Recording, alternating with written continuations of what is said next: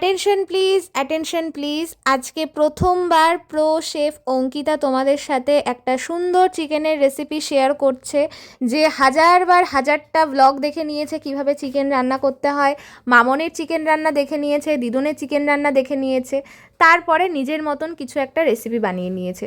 ফার্স্টেই আলুগুলোকে ভালোভাবে ভেজে নিয়েছিলাম, এরপরে ফোড়ন হিসেবে তেজপাতা, এলাচ, লবঙ্গ, দারচিনি, বাবা বলতে গিয়ে আমার দাঁত ভেঙে গেল, যাই হোক, এগুলো দিয়ে পেঁয়াজ আর লঙ্কা দিয়ে নিয়েছিলাম, সেটাকে সুন্দর করে ভেজে নিই। আর মাঝখানে আমি একটু হলুদ আর নুনও অ্যাড করেছিলাম। ভালোভাবে ওটাকে ভাজা ভাজা হয়ে যাওয়ার পরে আমি দিয়ে নিয়েছিলাম পেস্ট করা মশলা। এই পেস্ট করা মশলার মধ্যে ছিল পেঁয়াজ, রসুন আর আদা, মনে হয়, জানি না, মামনি করে রেখে গেছিলো। ওটা ভালোভাবে কষানো হয়ে যাওয়ার পরে আমি দিয়ে নিয়েছিলাম চিকেনগুলোকে। এরপরে সামান্য একটুখানি দিয়েছিলাম শুকনো লঙ্কার গুঁড়ো, যাতে একটু মানে কালার হয় তার জন্য।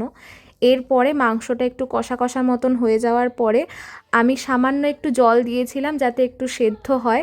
আর মাঝখানে একটা ব্লান্ডার করে ফেলেছিলাম, যে কষানো অবস্থার মধ্যে মেটেগুলো দিয়ে নিয়েছিলাম, তাই ঝোলটা একটু কালো কালো হয়ে গিয়েছিল। পরে আবার সেগুলোকে তুলে রেখে ভালোভাবে কষানোর পরে জল দিয়ে আবার মেটেগুলোকে ছাড়ি। এইভাবেই রান্না করি আমি চিকেন।